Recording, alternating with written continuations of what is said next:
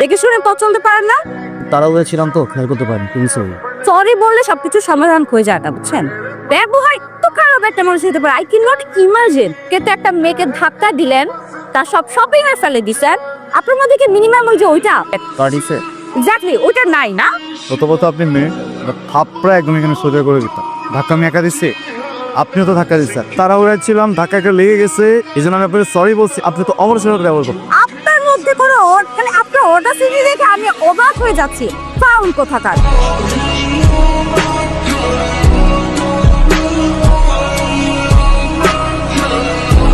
I ছেলে, তুমি এখানে দাঁড়িয়ে বেয়াদের মতো সিগারেট টানছো কেন? আসসালামু আলাইকুম। ওয়ালাইকুম আসসালাম। আঙ্কেল, আমি যদি ভুল না করি, ছোটবেলা থেকে শুনে এসেছি সিগারেট টেনে টেনে খাওয়ার জিনিস। এটা বেয়াদবের মতো করে খাওয়া যায় নাকি? সরি, এটা তো আমি জানতাম না। চায়ের দোকানে তো আঙ্কেল চা সিগারেটই খাবো, তাই না? তোমার কথাবার্তা তো বেয়াদবের মতো। একজন শিক্ষকের সামনে দাঁড়িয়ে কিভাবে আচরণ করতে হয় সেটা কি তোমার বাবা মা শেখায় নাই? না আঙ্কেল, শিখায় না। আমি জানতামই না যে আপনি শিক্ষক। আপনি কোনো একটা কাজ করেন আঙ্কেল, গলায় একটা প্ল্যাকার্ড লাগাই ঘুরবেন, আমি একজন শিক্ষক। সংবিধানে আছে নাকি যে টিচিং প্রফেশনে কারোর সঙ্গে সিগারেট জ্বালানো যাবে না? আমি তোমার বাবাকে জানাচ্ছি। মানে মানে তোমরা যে ফ্ল্যাটে থাকো তার উপরে আমি থাকি। থাকো, আমি তো তোমার নামে তোমার বাবার কাছে অবশ্যই কমপ্লেন করবো। সরি আঙ্কেল, সরি, খুবই সরি। ভুলবশত একটা ভুল করে ফেলছি, ভুলে যাওয়া যায় না। আজকে একটা বেয়াদব মেয়ের সাথে দেখা হয়ে গেছিল আঙ্কেল। এত বাজে বাজে কথা বলছে আঙ্কেল, আমি পুরো লস্ট হয়ে গেছি, আমি ফ্রাস্ট্রেটেড হয়ে গেছি আঙ্কেল। স্ট্রেসে পরে না পেয়ে রাগে আঙ্কেল আমি সিগারেট খাচ্ছি। বিশ্বাস করেন, আমি এগুলো সিগারেট খাই না আঙ্কেল। আর সিগারেট খেলে মাথা ঠান্ডা হয়, এটা তোমার কে বলেছে? বন্ধুরা।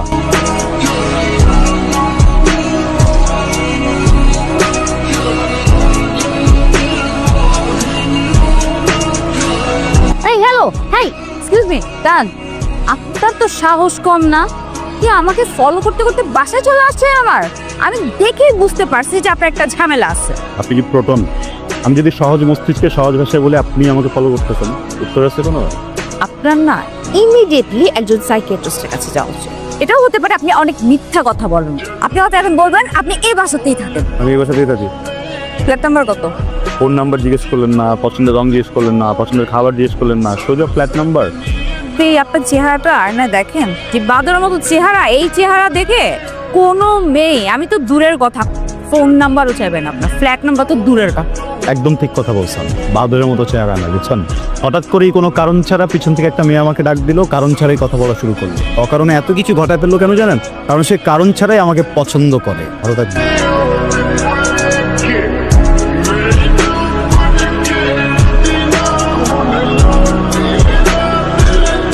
আসসালামু আলাইকুম আন্টি। ওয়ালাইকুম সালাম। কেমন আছো মা? ভালো আছে, আপনি কেমন আছেন? ভালো। আসো আসো আসো। তোমার লেখাপড়া কেমন চলছে? ভালো চলছে আঙ্কেল। তুমি আমাদের বাসায় চলে আসবে সময় পেলে। আমার সাথে কথা বললে মনটা ভালো হয়ে যায়। আন্টি, আসলে আন্টি আমার তো তো রান্নাটা আমাকে করতে হয়। আমার আসলে গল্প করবার মতো সময়ও হয় না ওভাবে।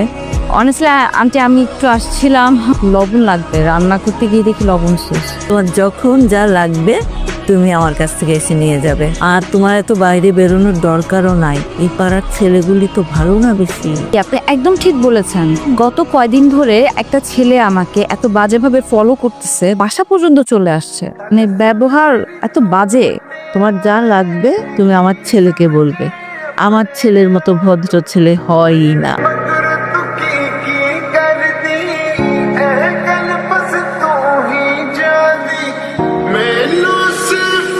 রুশো, তুমি কি এখানে ফোন ইনস্টল করার জন্য এসছো নাকি আমার সাথে কথা বলার জন্য আসছো? কথা বলতে এসছি। তাহলে ফোনটা রাখো, আমার সাথে একটু কথা বলো। বলো, এত আর্জেন্ট কেন ডাকছো? কি হয়েছে? তোমার সাথে আমার ইম্পর্টেন্ট কথা ছিল। কখন থেকে তুমি ফোন চালিয়ে যাচ্ছ? তুমি কি কখনো আর সিরিয়াস হবে না? নেক্সট টাইম আমার ফোনটা তো টানবে নিবা।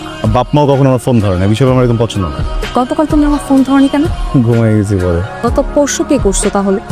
অনেক অনেক মনিকা দুজনে তো ব্রেকআপ হয়ে গেছে না, ওইটা নিয়ে তো অনেক হচ্ছে গিয়ে 12 দিন কান্না করবে বলছে আমাকে, বুঝছো?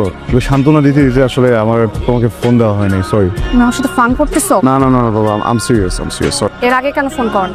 সরি। আই খবরদার, তুই আরেকবার আমাকে সরি বলবি না, আর বাবুও বলবি না। বুঝলাম না বিষয়টা, তুমি তুই তো করে করতেছো। তুমি প্লিজ আমার সাথে তুই তো করে এগুলো করো না, আমার কিন্তু ভালো লাগতেছে না, বুঝছো?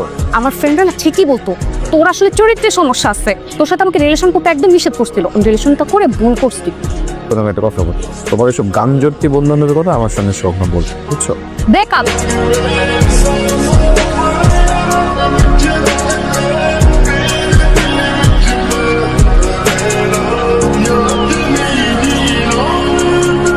কোত্থেকে আসছো? আরে মামা বুঝোস নাই এক্সকিউজ মি, কি বললেন? ফাইজারি পাইছেন না? রাস্তায় একটা মেয়েকে একা পাইছেন আর খুব সাহস বেড়ে গেছে। এত সাহস কোত্থেকে আসে আপনাদের? হ্যাঁ, জুতা দিয়ে পিঠে একদম লম্বা করে ফেলবে এক একটারে, বুঝছেন? আরে চলো না চিপায় যাই। আরে পরে ফোন দিও, চলো চিপায় যাই। আরে চলো।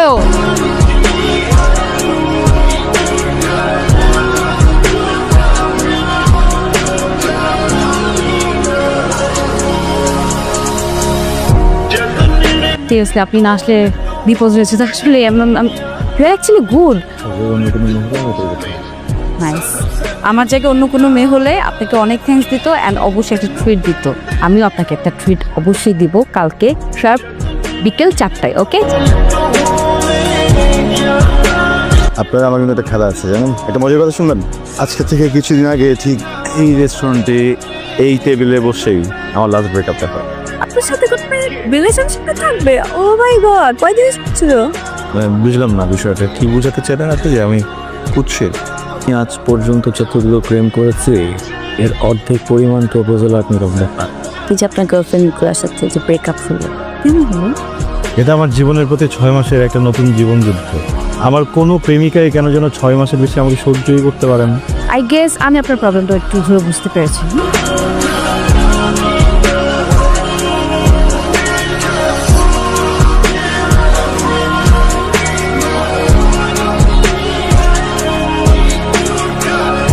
হ্যালো, কি করছেন? এই তো একটু পড়ছিলাম। আপু বলেন। কালকে কি করছেন? কালকে বেরোই। রাইসা, তুমি এত রাতে কার সাথে কথা বলছিলে? কই না তো, কার সাথে না। চুপ করো। সারাক্ষণ এই মোবাইলটা নিয়ে তুমি যে পথে হাঁটছো না, এইভাবে যদি তুমি চলতে থাকো আমি কিন্তু অতি দ্রুত তোমার বিয়ে দেওয়ার ব্যবস্থা করব। কথাটা যেন মনে থাকে। বসে পড়তে বসে।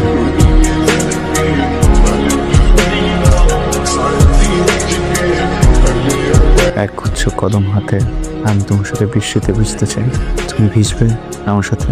আসলে আমার মা আমার বাবাকে ছেড়ে চলে যাবার পর থেকে বাবা প্রেম ভালোবাসা একদম পছন্দ করে না। আমার বাবার একটাই স্বপ্ন, ওনার পছন্দ অনুযায়ী বাচ্চার সাথে বিয়ে হোক। আপনাকে আমি বন্ধুর মতোই সবসময় ভেবেছি, আসলে এর বাইরে কখনো ভাববার সুযোগ পাইনি। কারণ আমার বাবা আমার জগৎটাকে এমনভাবে লিমিটেড করে রেখেছে, আমি চাইলেও কিছু ভাবতে পারি না। আমার বাবার স্বপ্ন ভেঙে দিয়ে, তাকে কষ্ট দিয়ে আমি কারোর সঙ্গেই ভালো থাকতে পারবো না, আপনার সাথেও না।